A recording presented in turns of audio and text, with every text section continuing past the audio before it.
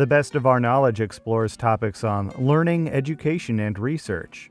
Coming up, scientists are studying how the small, seemingly ordinary zebrafish could one day help people restore their hearing. And why not? We'll speak with the researcher who says knots and string tell stories of human history. I'm Lucas Willard, host of The Best of Our Knowledge.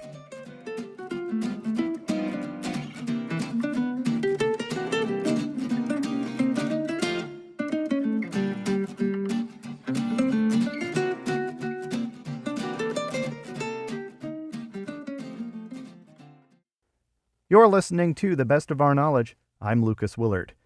You might not have heard of the zebrafish. That's okay, I hadn't either.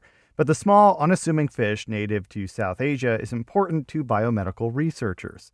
That's because zebrafish possess certain sensory cells that resemble cells found in our ears. But unlike humans, zebrafish can regenerate their damaged sensory cells. Scientists at the Stowers Institute for Medical Research published a study that examines zebrafish genes that allow for sensory hair cells to regrow. To learn more, I spoke with Stowers researcher Dr. Tatiana Piotrowski. In the 80s, it was discovered that all non-mammalian vertebrates, such as chicken, amphibians, and birds, regenerate these hair cells continuously. Whereas mammals, such as ourselves, we lose our hearing and our balance organ function as these cells die. And aging is actually also a huge risk factor for hearing loss as well as balance problems. And so all of us know somebody with hearing loss, but also with balance problems.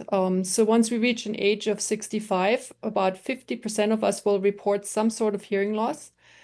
And since nobody wants to admit that they have hearing loss, you can assume that this number is actually higher.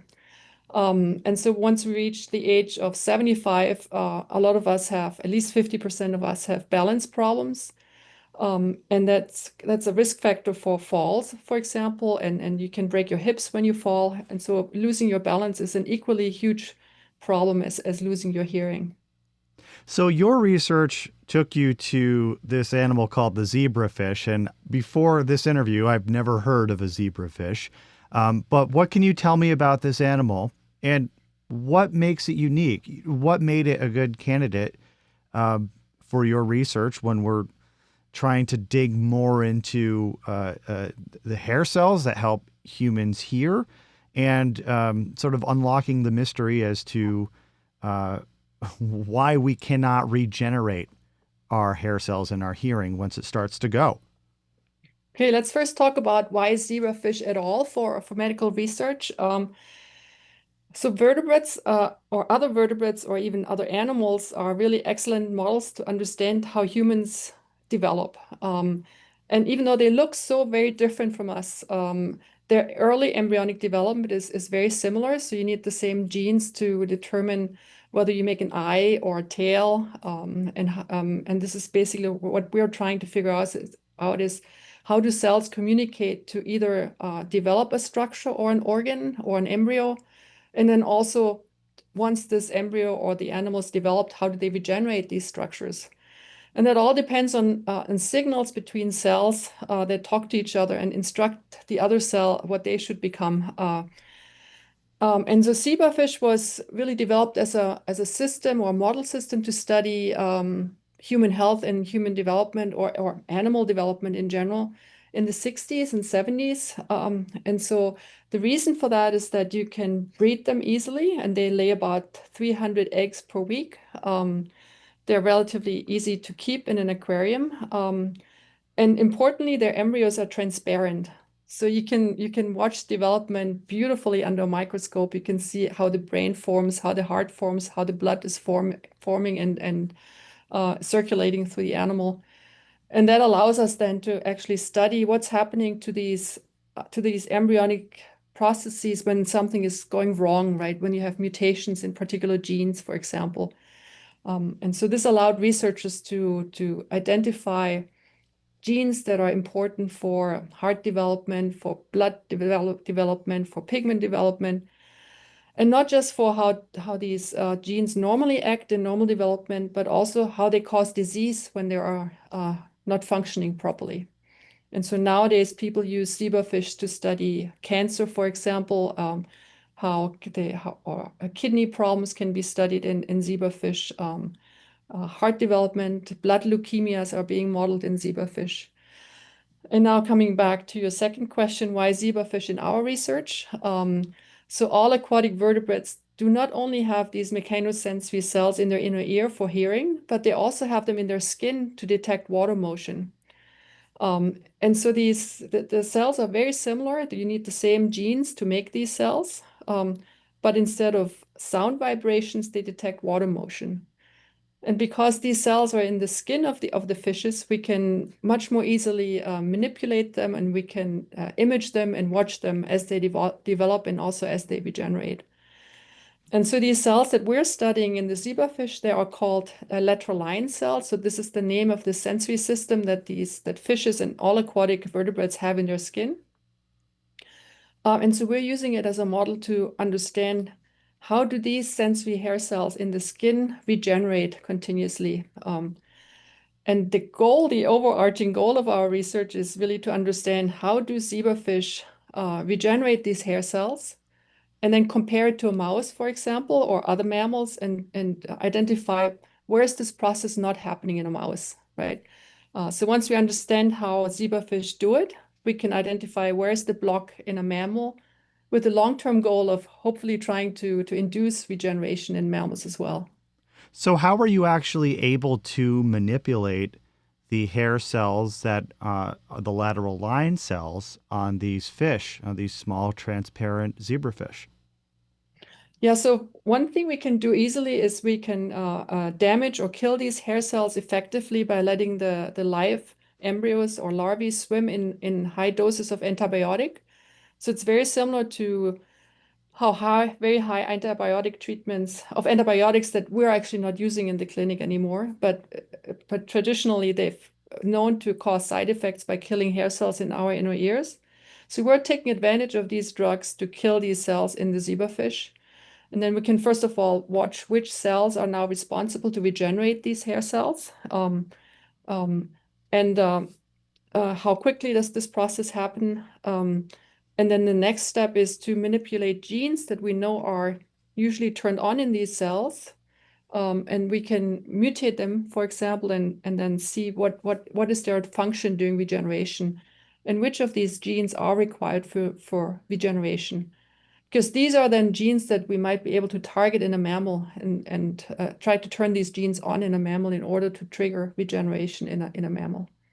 And you've just sort of mentioned something that I have heard that a lot of times, even though there may be animals of separate species, the animals may share very similar genes, but it just so happens that in one species, that gene is turned off, where the gene is there and the information is there, but it's just can't be loaded. It can't be switched on. And so is that the case where humans and animals have obviously there's these hair cells that are very similar, but there's also these genes that we may be able to switch on in humans that allows us to regenerate these cells in the same way that fish or other animals can do.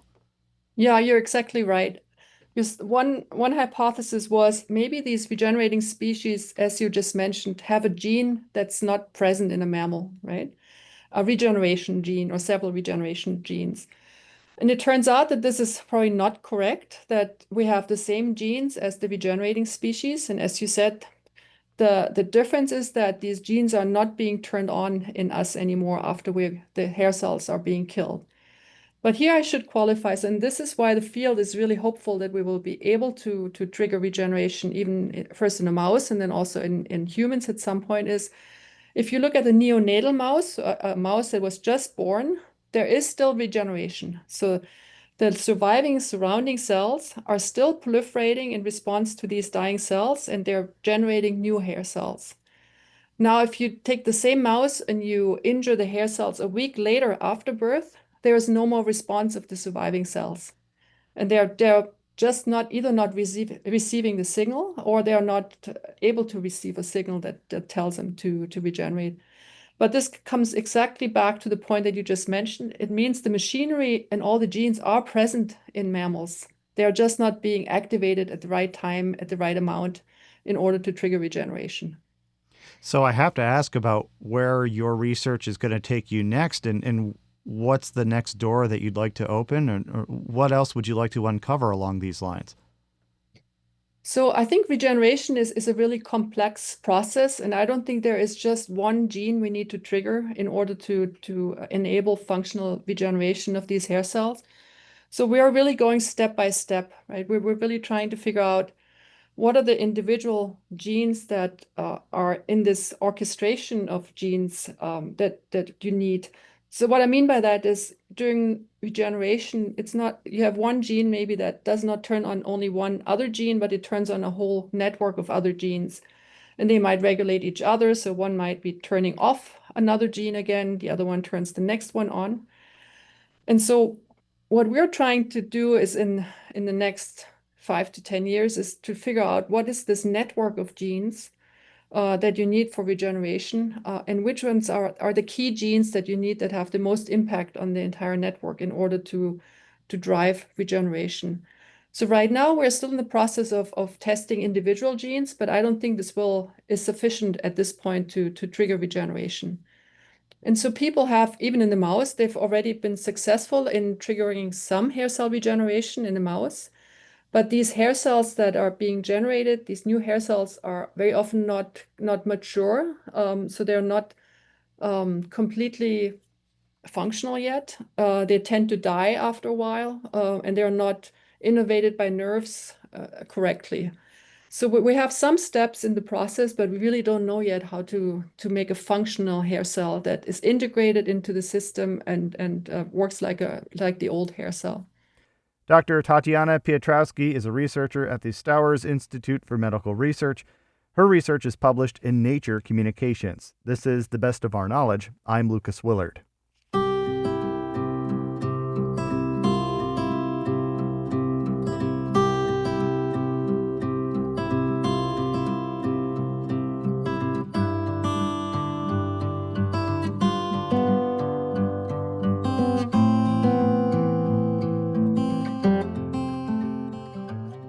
As a former Boy Scout, I had to learn plenty of knots.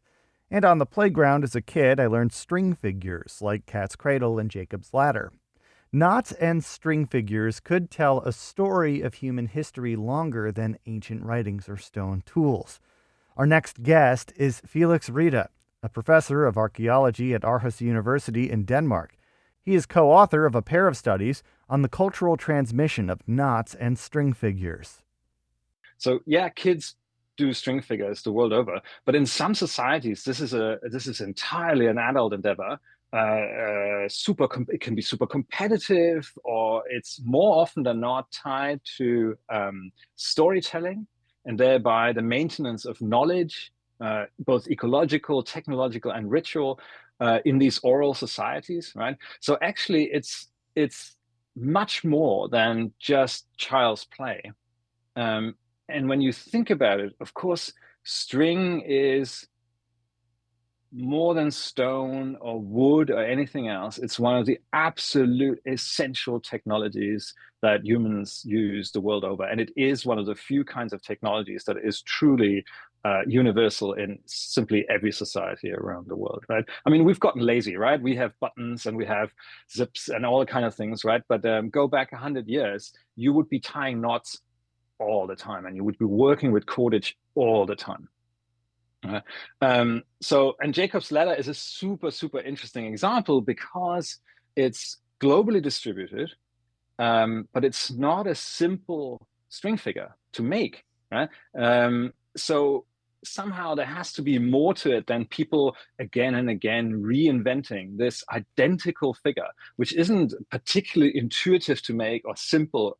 So there's a contrast to the knot study, right, which really was a follow-up to the string figure work, where we do find that simpler knots tend to be more widespread, and there's a strong functional component to it, right? If you want to tie something securely, there is a kind of limited way of doing it quickly without using too much of your rope, right? But the string figures are really just for play, for display, for animating a story, right? So there, it's we are more confident in being able to identify these either patterns of cultural contact, where people learned these from their neighbors, or in the case of Jacob's ladder, actually a super deep transmission history. That is certainly our kind of suggestion. Maybe it's a bit wild, right? But our suggestion that basically the origins of this particular string figure making tradition goes back a very, very long time indeed.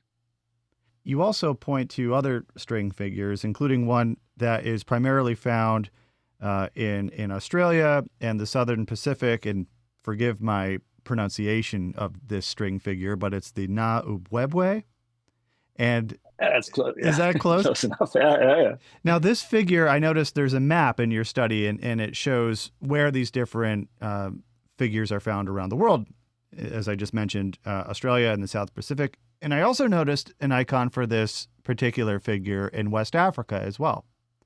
And it seems a bit of an outlier. But when you're looking at these maps and when you're putting these maps together, where does your theorizing sort of come into play about how a figure that is primarily found in the South Pacific is also found in Western Africa?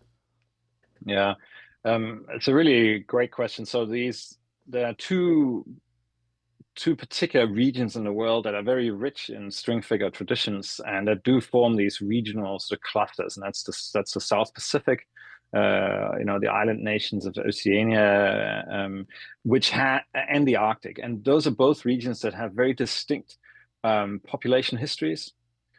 So fundamentally, we take this as quite a strong support of these string figure traditions having traveled into these regions with these original migrations and then circulated within those sort of spheres of interaction in those particular areas. The fact that we do get these outliers, we've tried to control for more recent contact facilitated by modern technologies by ignoring very recent reports of string figures. But of course, people do invent. Right. So these could be instances of what we could call convergence in this sort of cultural evolutionary process, independent innovation.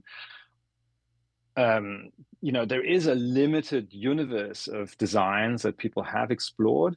And we only usually have, two hands. And I mean, there are string figures that are where you use your mouth or your feet, but it's relatively rare, right? So there is still a kind of there's a physical and design related limitation to what you can do, right? And it's not surprising that over time people would find similar solutions to these things. Now, talking about knots, I remember from my time in Scouts learning a whole bunch of different knots. If you tied one wrong, it often wouldn't work. It wouldn't hold. It would slip. It would be difficult to untie. It wouldn't work. So it seems to be that I can tie just a mess of string. Say I want to tie a stake down. I can just do overhand knot after overhand knot after overhand knot, and eventually something will stick and hold. But there's also a lot more efficient ways to tie a stake down to a tent with a rope. Is that sort of an example of why we can assume that knots were shared because of their function? Because if a whole, it has to work to be able to stick, right? It has to work to be able to be taught and to be used and to be shared. Otherwise, I mean, how can you tell somebody about this mess of a tent stake that I just tied down because I don't know how to tie any proper knots? It's a long question, but maybe you can unpack that a little bit. Yeah, I think it's a good way to think about it is that there is a sort of a sweet spot for knots. You can make super elaborate knots, and there are some parts of the world where this is being done. They often take on primarily sort of ornamental functions, right? But if your goal is to super securely tie that stake down, right? Then you might want to go for a fairly robust, elaborate knot, right? But that takes time. It takes a lot of string, which back in the day would have been, costly to make in terms of time and resources. And it's also cognitively much more demanding to remember 100 knots compared to the sort of standard, say, 6 or 7 knots that, say, most climbers or sailors or Boy Scouts would learn as part of the sort of basic training, right? Then you've got all your bases covered and you're quite safe in terms of being able to adapt your knot tying to the different sort of functions that you're looking for, right? And humans try to economize all the time, right? If you can do something fast, it's better than doing something slow. If you can do something easy, if you learn something easily, it's better than learning it in a kind of cumbersome way. So the kind of knot assemblage that we found, one of the reasons why it's so stable globally is because these are probably close to the most optimal solutions for these different functions without overusing either cognitive or physical energy. Now, I want to talk about knot theory and sort of the math that's involved when you and your team are looking at knots and string figures from around the world. What exactly is knot theory? Yeah, so it's a kind of branch of mathematics, and I'm not a mathematician, so this was also new to me. That explores the structure, that is the so-called topology of these of these strings. And I mean, mathematicians, it's a fairly theoretical part of maths, although it does have its applications now in the real world for sure. And it's like so when you have numbers, you fundamentally you count, and numbers are also originally were sort of mostly invented for accounting, but knot theory is more algorithmic. So it's about the kind of flow of a mathematical figure effectively through itself. So, and that's sort of why it's so interesting. And then we use this subcomponent of knot theory called Gauss coding, which goes back to this German mathematician called Gauss, who originally thought about it, and that allows you to effectively convert these shapes of these strings or string-like figures into a set of numbers. And then by having that theory and that set of mathematical rules to abide by, then you're able to plug in your information in all of your different knot designs from around the world and effectively, I suppose, see where the comparisons are and see where the commonalities are. Is that correct? That's the thing, right? People have actually tried this before, so there've been a number of sort of slightly less successful solutions, and they tried to explore these ideas and kind of had a hunch that you should be able to somehow quantify these things, but they didn't have the right tools.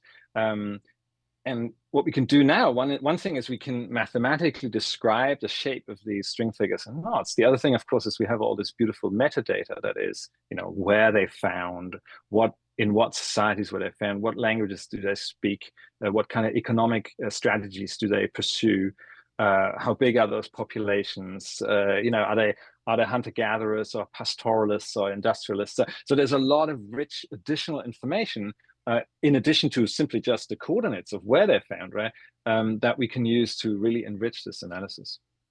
Do you consider knots a form of language in a way? I would sort of turn it around and say both are a form of cultural expression that we can use to infer these historical patterns of cultural evolution and of interaction. Language, of course, is a very distinct phenomenon in that sense and extremely essential to human culture for communication and so on. But we have many other data at our disposal, like knots, other forms of material culture, and they often tell slightly different stories about contact, migration, dispersal, and so on. But we can use them in very similar ways to look for these relative patterns of relatedness across the world. When you zoom out and you look at these patterns, and I had mentioned a map earlier in our interview about where Jacob's ladder and other string figures are found around the world. When you look at these maps and you look at all this information, does it take you aback a little bit? It did to me. It seemed one, unusual, and two, emphasized my limited understanding of culture sharing and human migration of around the world. I mean, there's so much time that's involved in bringing these string figures and these knots around the world that stretch back thousands and thousands of years. Was this just surprising to you, seeing all this laid out on paper, I guess? Definitely, yeah. What was sort of what was surprising to us in that sense is that the string figure study in particular, which we really thought was, exciting, and it was methodologically novel, and it's very strongly data driven. We have a superb data set. The analysis, we think, is really quite robust. It was remarkably difficult to publish. And we thought, okay, this is just so cool. And the patterns are so interesting. Well, but obviously only to us and maybe to you, right? But hopefully to the listeners, I don't know. But we thought it was the results were extremely interesting, and not only do they allow us to say something about migrations and cultural transmission that is otherwise quite difficult to access, but because there is this idea of embodied cognition, right? That a lot of procedures, complicated procedures, also tell us something about the way the brain works and the way that human cognition has developed. Then string figures, because of their algorithmic nature, are really interesting in terms of thinking about how humans really came about in the way that they are today in the first place. Right? A lot of this thinking has focused on counting and on numbers, but this is a really, really late phenomenon, at least in terms of what we can access from the archaeological record. It really came about only with the first cities and the need to account for goods and trade and so on, right? But this is a blip in the long history of humankind, right? Whereas string is a technology that is truly ancient and was absolutely essential to in 99% of our prehistory, right? So if string figures really were a form of sort of ethnomathematics, an early form of training the mind to think in certain rigorous and procedural ways, then the emergence of string figure traditions, if it really goes back all these tens and thousands of years, right, is a really significant step in the way that kind of culture may have interacted with cognition in these populations. Felix Rita is a professor of archaeology at Aarhus University in Denmark. You're listening to The Best of Our Knowledge. I'm Lucas Willard. If you'd like to tell The Best of Our Knowledge what you think, send us an email at knowledge@wamc.org. You can listen to The Best of Our Knowledge anytime as a podcast, downloadable wherever you get your podcasts. And if you want to catch up on past episodes or hear more WAMC National Productions programs on the news, academic study, books, women's issues, the media, and the environment, visit WAMCpodcasts.org.